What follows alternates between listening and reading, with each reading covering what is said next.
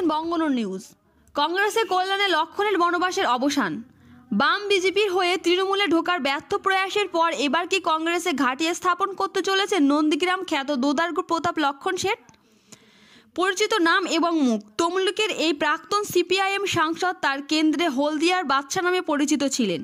এই নামকরণের মধ্যেই নিহিত ছিল ওই অঞ্চলে তার এক ছত্র আধিপত্যের চিত্র। বাম সংগঠন দিয়েই তার রাজনৈতিক জীবন শুরু। বাম নেতা তথা স্বাধীনতা সংগ্রামী সুকুমার সেনগুপ্তের হাত ধরে রাজনীতিতে প্রবেশ। 1972 সালে প্রথম সুতাহাটা থেকে বিধানসভার প্রার্থী হন, যদিও সে বছর হেরে যান। এরপর সুতাহাটা থেকে টানা 3 বার বিধায়ক নির্বাচন হন তিনি এবং 1998 সালের পর পদোন্নতি হয় তার, কারণ 1998 থেকে 2009 সাল পর্যন্ত তমলুক থেকে লোকসভার সাংসদ ছিলেন লক্ষণ শেঠ।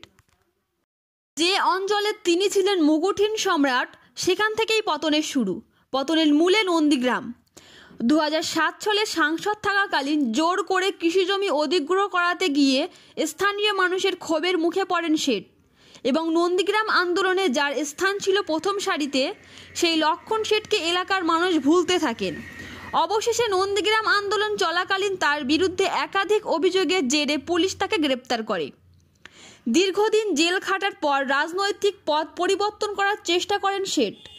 দলের বিরুদ্ধে নানান কুরুচিকর কথাবার্তা বলার কারণে সিপিআইএম থেকে বহিষ্কৃত হন তিনি, যার পর ভারত নির্মাণ পার্টি বলে নতুন একটি রাজনৈতিক দল গঠন করেন।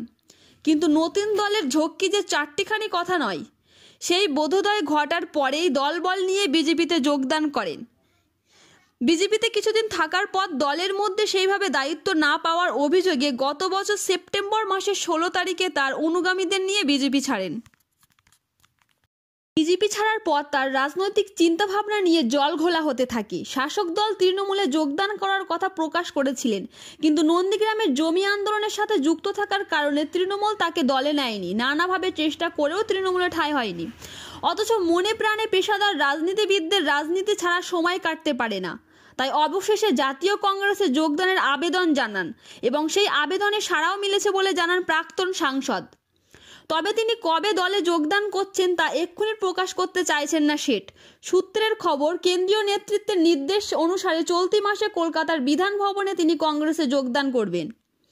তার হাতে দলীয় পতাকা তুলে দেবেন জাতীয় কংগ্রেসের পশ্চিমবঙ্গের দায়িত্বপ্রাপ্ত আসামের সাংসদ গৌরব গগৈ। প্রাক্তন সিপিএম নেতা কংগ্রেসে যাবেন, এই নিয়ে রাজ্য রাজনীতির ঘোলা জল কি পরিষ্কার হতে চলেছে? তমলুকের বর্তমান লোকসভার সাংসদ দিব্যেন্দু অধিকারী জানান, লক্ষণ এখন ব্রাত্য। সে কোন দলে গেল তা নিয়ে ভাবার কিছু নেই।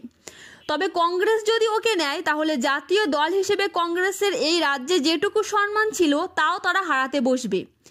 বিজেপির জেলা সভাপতি প্রদীপ দাস জানান, আমার রাজনৈতিক জীবনে এই ধরনের মানুষ দেখিনি। তিনি একবার এই দল একবার ওই দলে যাচ্ছেন। এখন তিনি কংগ্রেসে যাবেন না এসইউসিতে যাবেন সে বিষয়ে আমরা ভাবছি না। উনি বিভ্রান্তিতে ভুগছেন। আমাদের দলে কাজের সুযোগ দেওয়া হয়েছিল, কিন্তু তা গ্রহণ করেননি। করলে ভালো করতেন।